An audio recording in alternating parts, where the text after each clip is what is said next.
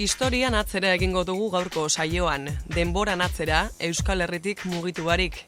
19. mendea aldaketen garaia izan zen Europan eta baita Euskal Herrian ere. Frantziako iraultzaren ondotik, Europa guztira edatu zen liberalismoak izan zuen gurean ere eragina. Aldaketa politiko, sozial eta ekonomikoen gizaldia ezagutu eta gozatzeko erreferentzia zentroa da Ormaiztegiko Zumalakarregi museoa. Buruzagi Karlistaren bizitza, Lehen Gerra Karlista eta Zumalakarregi museoa abiapuntu, Lehen Gerra Karlistan liberalen alde borrokatu ziren militar britainiarren ilustrazioak ere ezagutuko ditugu. Koldo Mitxelenan apirilaren 30 arte daude ikusgai britainiar militarrek egindako ilustrazioak. Zumalakarregi, Lehen Gerra Karlista eta britainiarren ilustrazioak beraz jarraian, Gipuzkoa kulturan.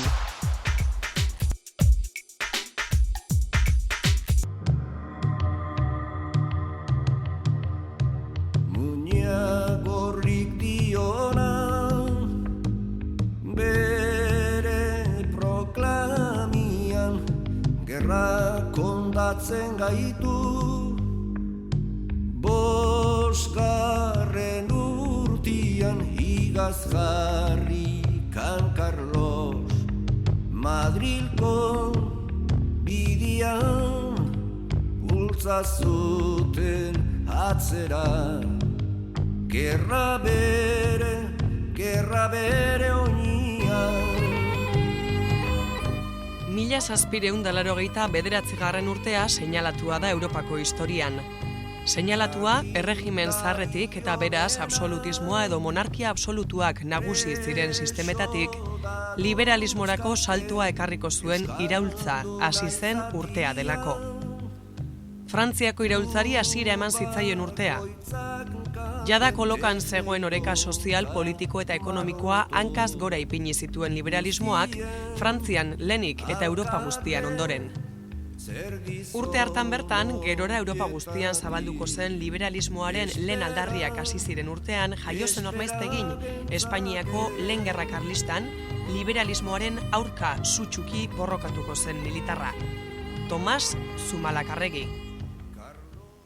Batzuk defendatzen zuten ordura arte gauzak zeuden bezala mantentzea, absolutismoan mantentzea, eta berak apostu hori egingo du, nabarmen, eta beste batzu berriz, Frantziako iraultzaren ondorio bezala, Europan zehar sistema liberal hori zabaltzen doan bitartean, aldaketaren alde joko dute, eta horrek gerra asko eragingo ditu, eta nolapait Tomas Zumalakarregiren bizitza erabat baldintzatuko du.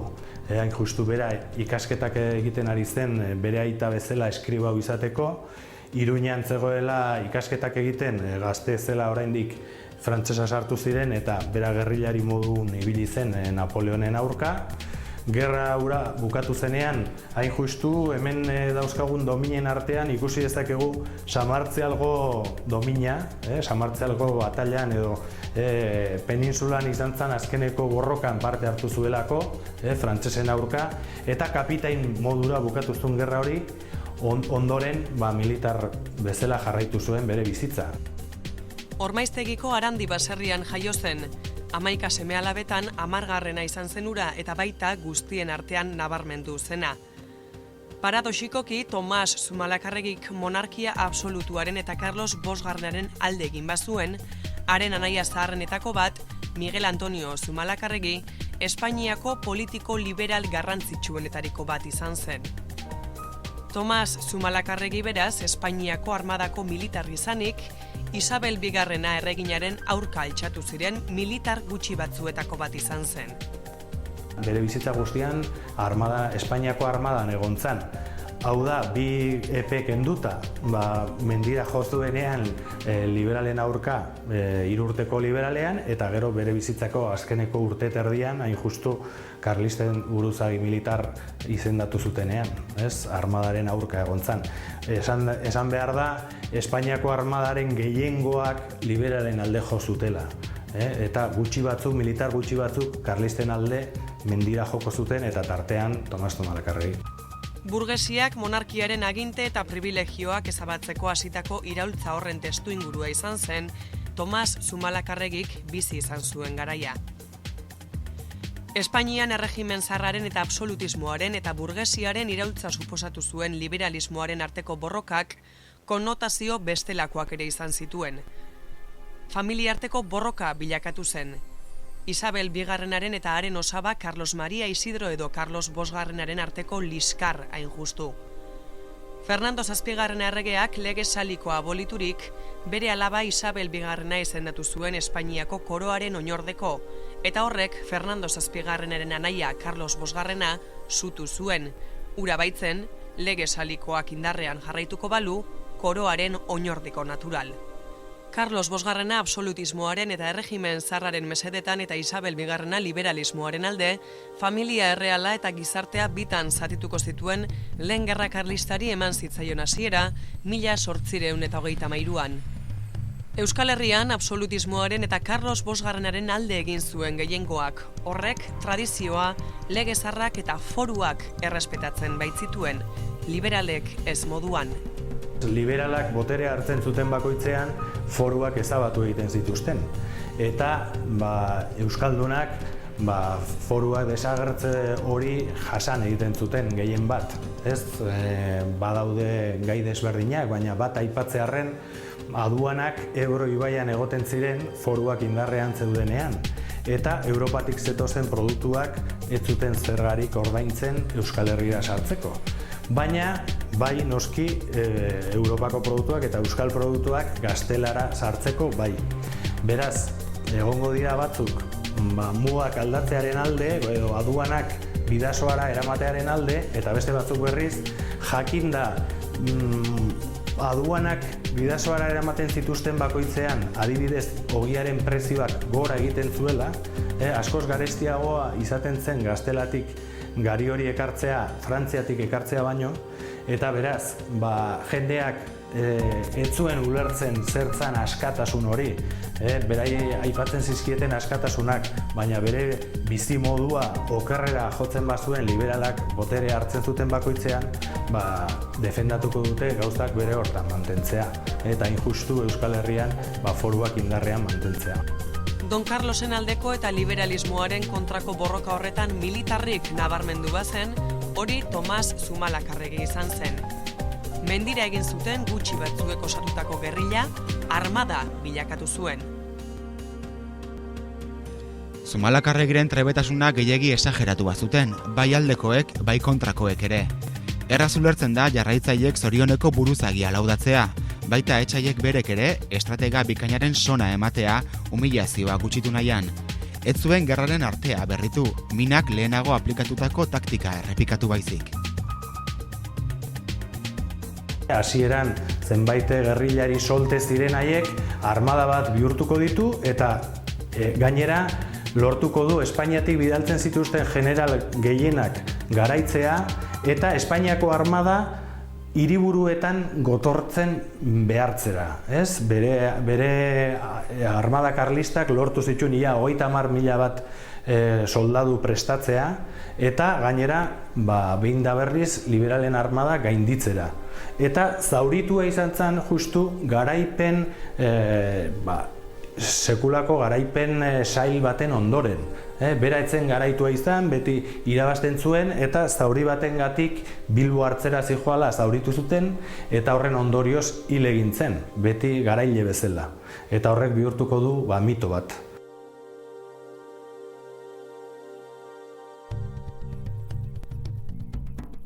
Hasieran karlistek ez zuten edozer gauza erabili zuten, eizarako armak, aurreko gerretan erabilitakoak eta liberala berriz Espainiako armadaren armamentua zuten. Hemen ikusi daiteke adibidez, hau zalditeriaren koraza bat da.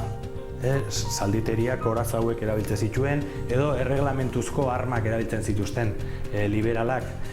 Karlistak egingo zutena arma hauek jasotzeko eraso egin liberalei eta karlisten arma iturri nagusiena bihurtu zen liberalen konboiei erasotzea.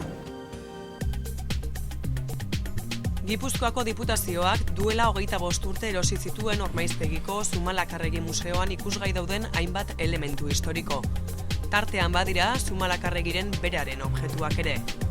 Gustavo de Maezturen oleo honetan agertzen zaizkigun bi piezak, aipatu ditzakegu. Eskutan katalejua du eta besapean bere ezpata eta hementxe dauzkagu.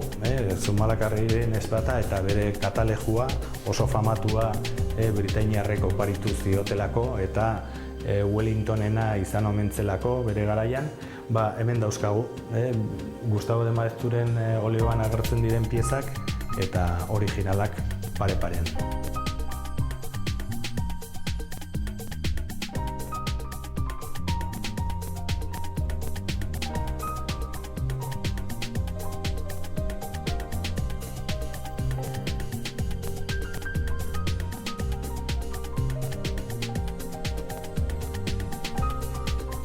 Zumalakarregi 1835 hil zen, artean lehenengo gerra karlista amaitzeko 5 urte gelditzen zirenean.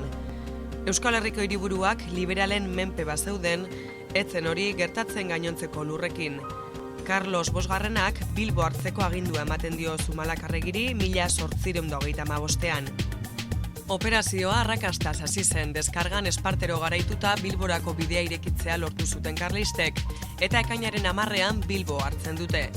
Hilabete hartan bertan, Bilbon bala galdu batek oinean eman zion Zumalakarregiri. Zauria larria ez bazen ere, haren heriotza eragin zuen. Handik astebetera hil zen Zegaman, bere arreba baten etxean.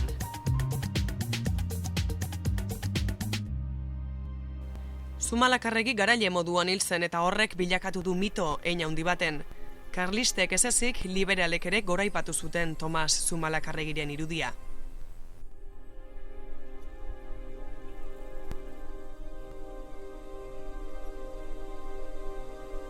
General honen memoria santu batena bezala gurtzen da eskualde honetan. Baserritarrek hartzaz hitz egitean mirespen tristez egiten dute. Don Carlos eta Kristinaz inor oroituko ez den egunean ere, bertso eta kantek Tomas Zumalakarregi heroiaren izena goraipatuko dute.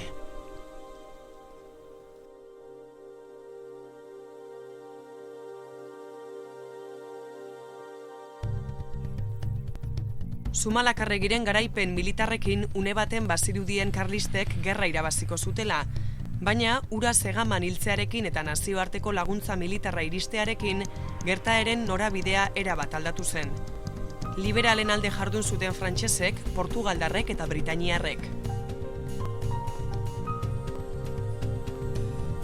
Britainiar legioa bidali zuten Euskal Herrira eta soldaduek gainera testigantza ederra utzi zuten. 1835 eta 1840 urte bitartean egon ziren Euskal Herrian britainiarrak eta ilustrazio mordoa egin zituzten. Zumalakarregi museoaren eskutik, Koldo Mitxelenako ganbaran ikusgai daude, britainiar ilustratzaileek lehen gerra karlistan egindako asko eta asko.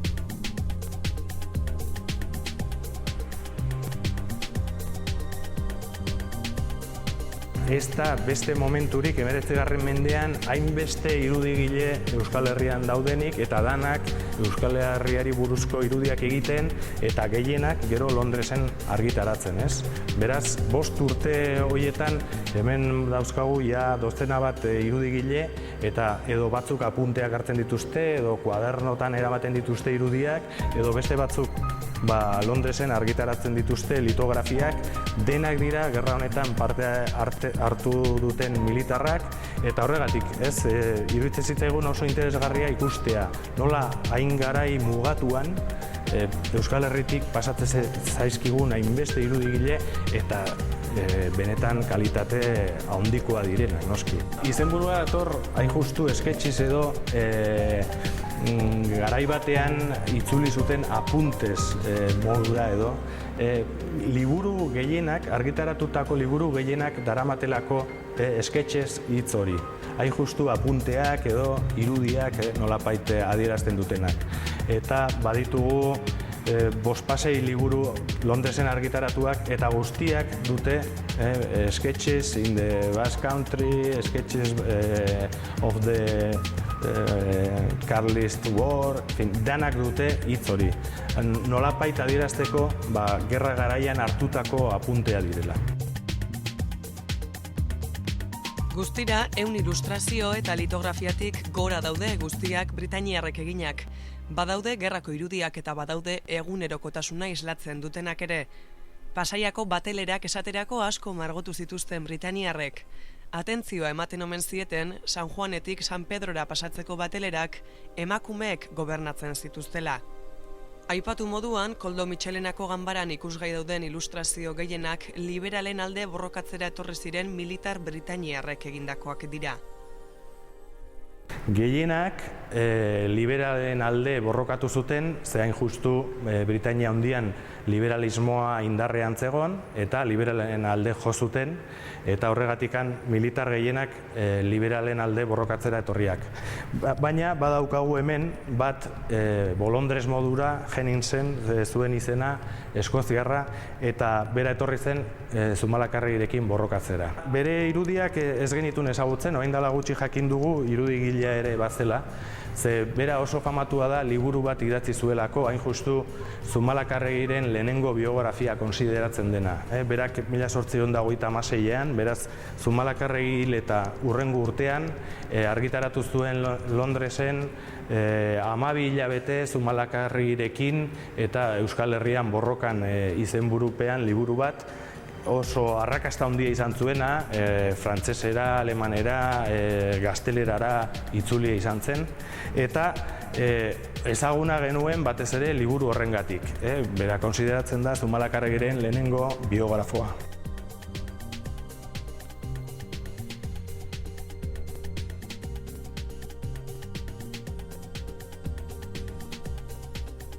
Hoiek berriz, aita semeak, aita etorri zen Richard Light Holbrook zuen izena, eta aita etorri zen Marina Britainiarrarekin, ze bazeukaten hitzarmen bat Europako potentzia liberalek, hain justu Frantziak, Britainia Handiak eta Portugalek gerra zibila bukatu berria zuten eta liberalek irabazi zuten Espainiarekin bata bestea laguntzeko.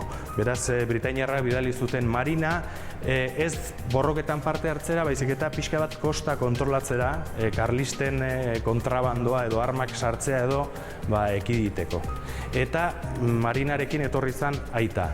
Handikan hilabete batzutara, Legio Britainiarra bidali zutenean, orduan borrokatzera, semea etorri zen, Thomas zuen izena, eta hor dauzkagun pieza nagusiak dira aitak erabilitako kuaderno bat, non denetatik daukagu oso bitxia da eta interesgarria da, ze ikusi ditzakegu zenbait bozeto, batzutan lapitzez egindako bozeto soila direnak, gero beste batzutan akuarela baina xumeak, ia txuri beltzekoak edo gris txurikoak, eta gero beste batzuk ikusten da denbora gehiago zuenean edo askoz ez ere hobeto bukatutakoak, hori aitaren kuadernoa.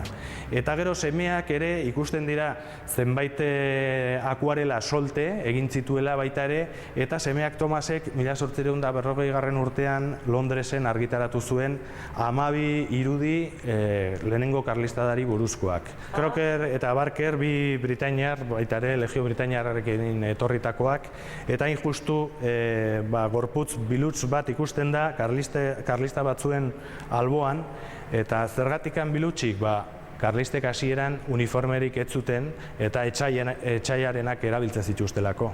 Esaten da gainera badago Schwarzenberg prusiar bat karlistekin egontzena, eta berak aipatzen du askotan preso hartzen zituztenean liberalak fusilatu egiten zituzten, eta fusilatu aurretik biluztu egiten zituztela zuloak ez egitearren uniformetan.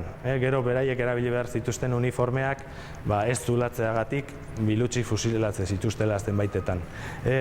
Baina nahiko normala omen zen gorputz bilutzak aurkitzea borroka baten ondoren, hain justu horregatik. Gero gerrak aurrera jotzen duenean uniformeak eta lortzen dituzte eta beste gauz bat izango da. Baina hasieran karlistek edozer gauza erabiltzen zuten eta hori etxaien uniformeak ere bai. Major Charles Van Zeller, Legio Britainiarrako militarra, eta berak irudi asko egin zituen, 12 irudiko serie hori, beste 6 irudiko beste serie hau, eta tartean testutxo batzuk sartzen ditu, pixkat irudia ilustratzeko edo.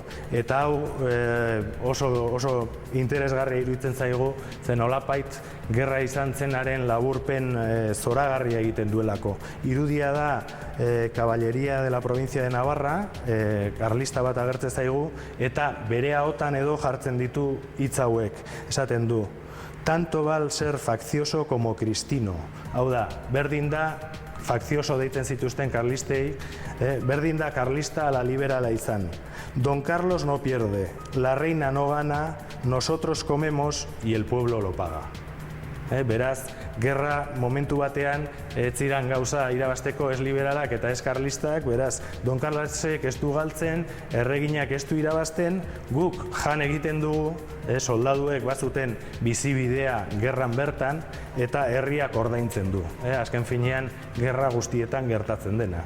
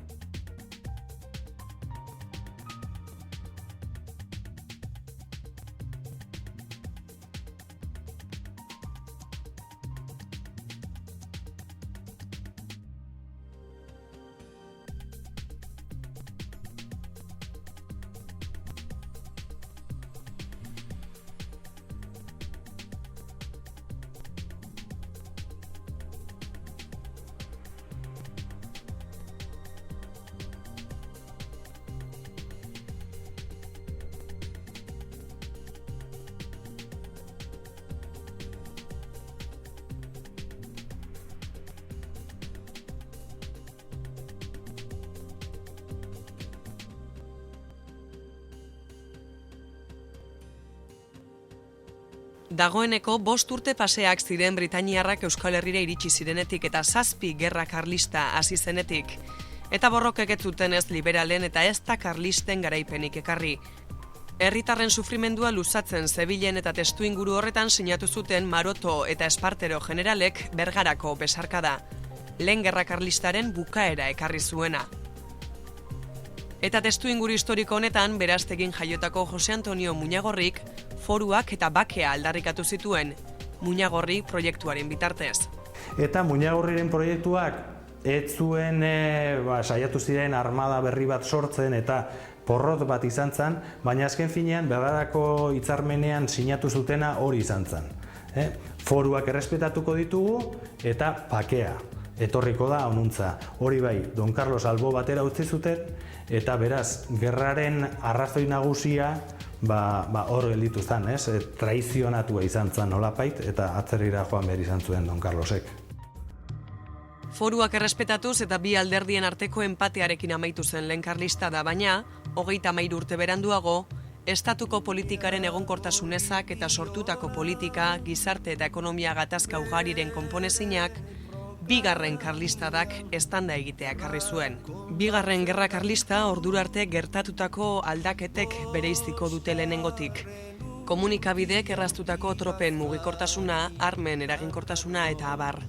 Oraingoan, Carlos Zazpigarrena, Carlos Bosgarrenaren birbilobak, behin betiko gurutzatuko du muga Frantziara 10.000 jarraitzailerekin. Oraingoan ez da akordiorik lortuko, baizik eta karlistek porrot militarra jasango dute. Horrek, behin betirako, Euskal Foruen desagertzea ekarri zuen.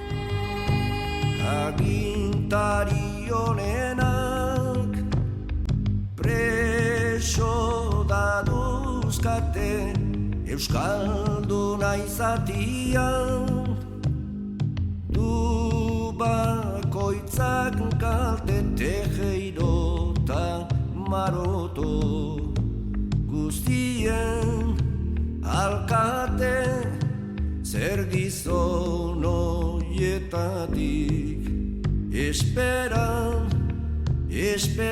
gentzake